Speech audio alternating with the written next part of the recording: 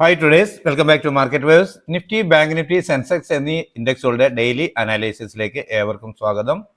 പതിപോലെ ഇന്നും നിഫ്റ്റി എങ്ങനെ ട്രേഡ് ചെയ്യാൻ കഴിഞ്ഞു എന്ന് പരിശോധിക്കാം. ആദ്യം 11/3/2025 ചൊവ്വാഴ്ച 22,522 എന്ന ലെവലിൽ ക്ലോസ് ചെയ്തിരുന്ന നിഫ്റ്റി ഇന്ന് ഓപ്പൺ ആയത് 22,536 എന്ന ലെവലിലാണ്.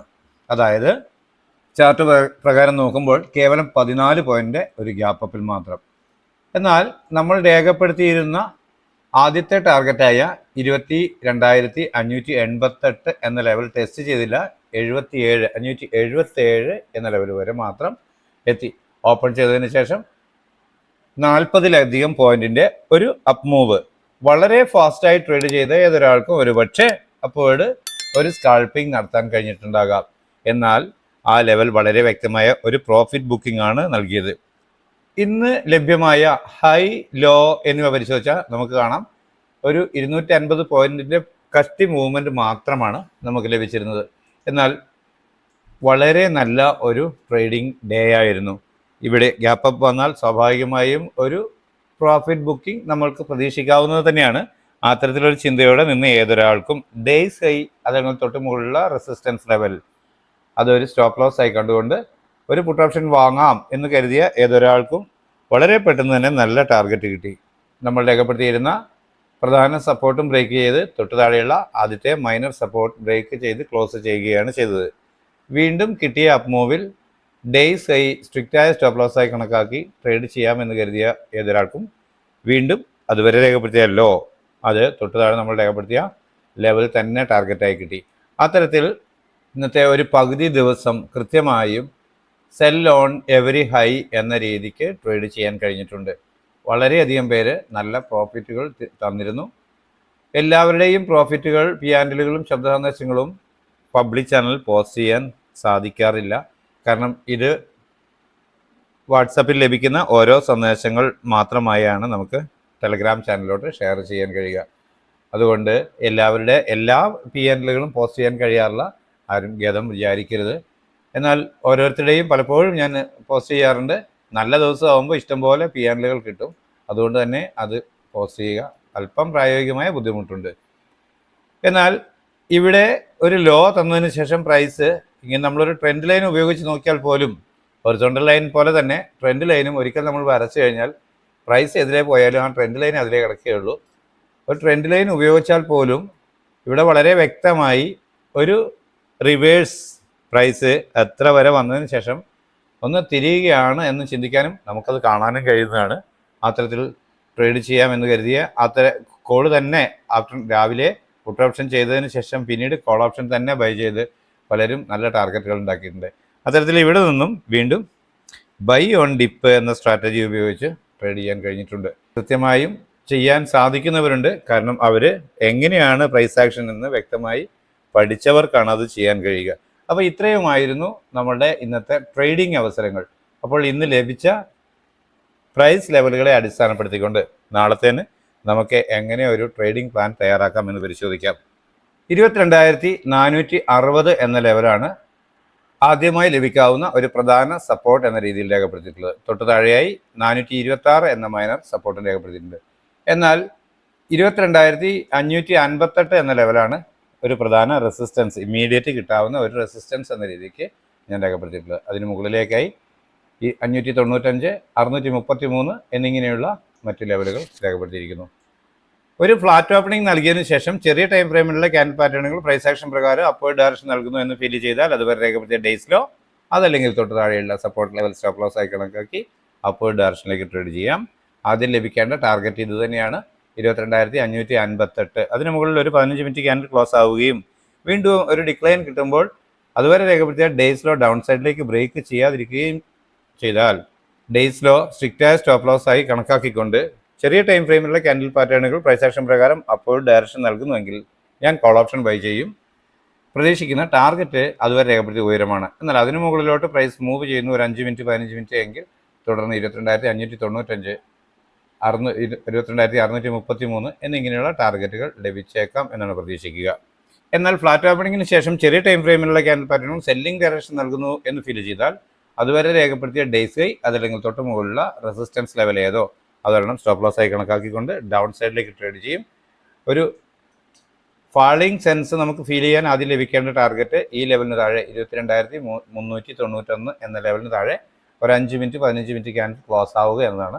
അത്തരത്തിലൊരു ക്ലോസിംഗ് ലഭിച്ചാൽ മാത്രം വീണ്ടും ഒരു അപ്പ് മൂവ് കിട്ടുമ്പോൾ അതുവരെ രേഖപ്പെടുത്തിയ ഡേയ്സ് ഹൈ അപ്പർ സൈഡിലേക്ക് ബ്രേക്ക് ചെയ്യാതിരിക്കുകയും ചെറിയ ടൈം ഫ്രെയിമിലുള്ള ക്യാൻഡിൽ പാറ്റേണുകൾ സെല്ലിംഗ് ഡയറക്ഷൻ നൽകുകയും ചെയ്താൽ വീണ്ടും പുട്ട് ഓപ്ഷൻ ബൈ ചെയ്യും. ഡേയ്സ് ഹൈ ആയിരിക്കും അപ്പോൾ സ്ട്രിക്റ്റ് ആയ സ്റ്റോപ്പ് ലോസ് ആയി കണക്കാക്കുക.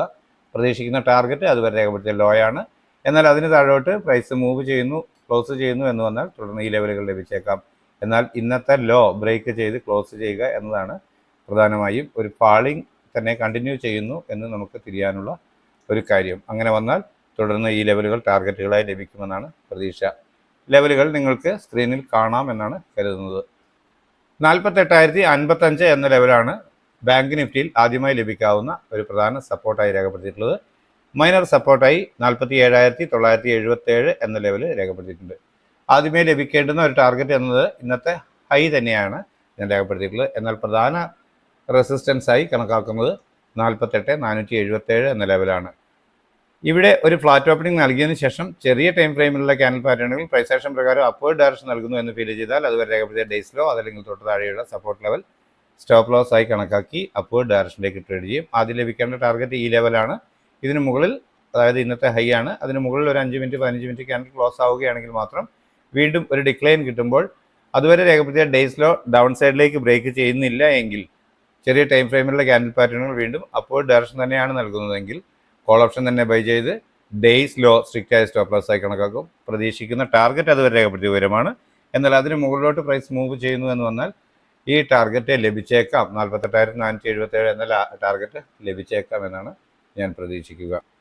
എന്നാൽ ഫ്ലാറ്റ് ഓപ്പണിങ്ങിന് ശേഷം ചെറിയ ടൈം ഫ്രെയിമിലുള്ള ക്യാൻഡിൽ പാറ്റേണുകൾ സെല്ലിംഗ് ഡയറക്ഷൻ നൽകുന്നു എന്ന് വന്നാൽ അതുവരെ രേഖപ്പെടുത്തിയ ഡേയ്സ് ഹൈ അതല്ലെങ്കിൽ തൊട്ട് മുകളിലുള്ള റെസിസ്റ്റൻസ് ലെവൽ സ്റ്റോപ്പ് ലോസ് ആയി കണക്കാക്കി ഡൗൺ സൈഡിലേക്ക് ട്രേഡ് ചെയ്യും. ആദ്യം ലഭിക്കേണ്ട ടാർഗറ്റ് 47,843 എന്ന ലെവലാണ്. ആ ലെവലിന് താഴെ ഒരു 5 മിനിറ്റ് 15 മിനിറ്റ് ക്യാൻഡിൽ ക്ലോസ് ആവുകയാണെങ്കിൽ മാത്രം വീണ്ടും ഒരു അപ്പ് മൂവ് കിട്ടുമ്പോൾ അതുവരെ രേഖപ്പെടുത്തിയ ഡേയ്സ് ഹൈ അപ്പർ സൈഡിലേക്ക് ബ്രേക്ക് ചെയ്യാതിരിക്കുകയും ചെറിയ ടൈം ഫ്രെയിമിലുള്ള ക്യാൻഡിൽ പാറ്റേണും സെല്ലിംഗ് ഡയറക്ഷൻ തന്നെ നൽകുകയും ചെയ്താൽ പുട്ട് ഓപ്ഷൻ തന്നെ വീണ്ടും ബൈ ചെയ്യും. ഡേയ്സ് ഹൈ ആയിരിക്കും അപ്പോഴത്തെ സ്ട്രിക്റ്റ് ആയ സ്റ്റോപ്പ് ലോസ് ലെവൽ. പ്രതീക്ഷിക്കേണ്ട ടാർഗറ്റ് അതുവരെ രേഖപ്പെടുത്തിയ ലോ ആണ്. എന്നാൽ അതിന് താഴോട്ട് 5 മിനിറ്റ് 15 മിനിറ്റ് ക്യാൻഡിൽ ക്ലോസ് ആവുന്നു എന്ന് വന്നാൽ തുടർന്ന് ഈ ലെവലുകൾ ടാർഗറ്റുകളായി ലഭിച്ചേക്കാം. ഇതിന് താഴോട്ടുള്ള ലെവലുകളെല്ലാം ഇന്നലെ നമ്മൾ വീഡിയോയിൽ പറഞ്ഞിരുന്ന ലെവലുകൾ തന്നെയാണ്. പ്രത്യേകിച്ച് മാറ്റങ്ങളൊന്നും വരുത്തിയിട്ടില്ല. 74,020 എന്ന ലെവലാണ് സെൻസെക്സിൽ ആദ്യമായി ലഭിക്കാവുന്ന ഒരു പ്രധാന സപ്പോർട്ട് എന്ന രീതിയിൽ ഞാൻ രേഖപ്പെടുത്തിയിട്ടുള്ളത്. അത് ഇത്തരത്തിൽ ഇവിടെ ക്ലോസ് ആകുന്നതുകൊണ്ട് ഏറ്റവും അടുത്ത ഒരു ലെവൽ സപ്പോർട്ടായി രേഖപ്പെടുത്തുന്നു എന്നതേ ഉള്ളൂ.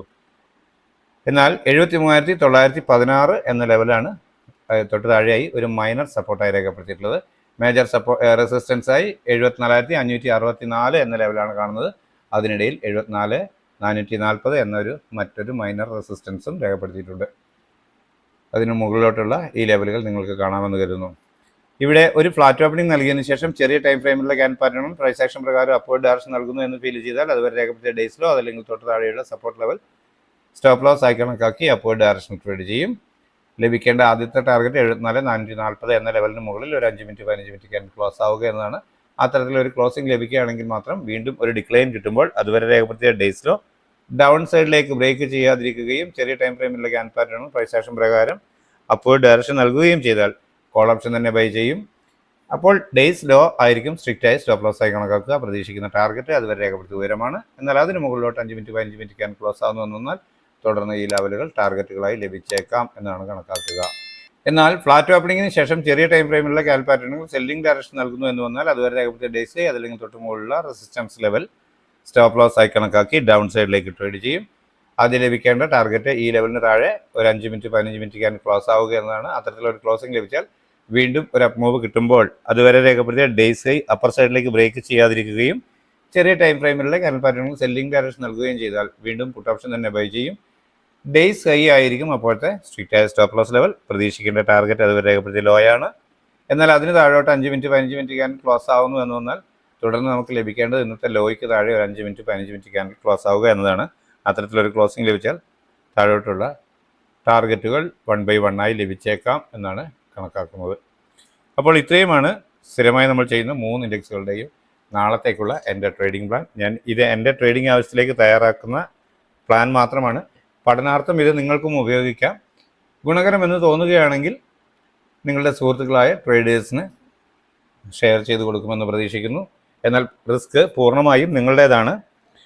നമ്മളുടെ ട്രേഡിംഗ് പ്ലാനും ട്രേഡിംഗ് ലെവലുകളും ഗുണകരമാണ് എന്ന് നിങ്ങൾക്ക് തോന്നുകയാണെങ്കിൽ മാത്രം നിങ്ങൾ ഷെയർ ചെയ്യുക, ഉപയോഗിക്കുക. നിങ്ങളുടെ അഭിപ്രായ നിർദ്ദേശങ്ങൾ കമൻറ്റ് ബോക്സിൽ രേഖപ്പെടുത്തുക, ലൈക്ക് ചെയ്യുക, ചാനലിനെ സപ്പോർട്ട് ചെയ്യുക. നാളെയും നല്ല ട്രേഡിംഗ് അവസരങ്ങൾ നൽകുന്ന മൂവ്മെൻറ്റ് എല്ലാ ഇൻഡെക്സുകളിലും ഉണ്ടാവട്ടെ എന്ന് ആശംസിച്ചുകൊണ്ട് തൽക്കാലം നിർത്തുന്നു. താങ്ക്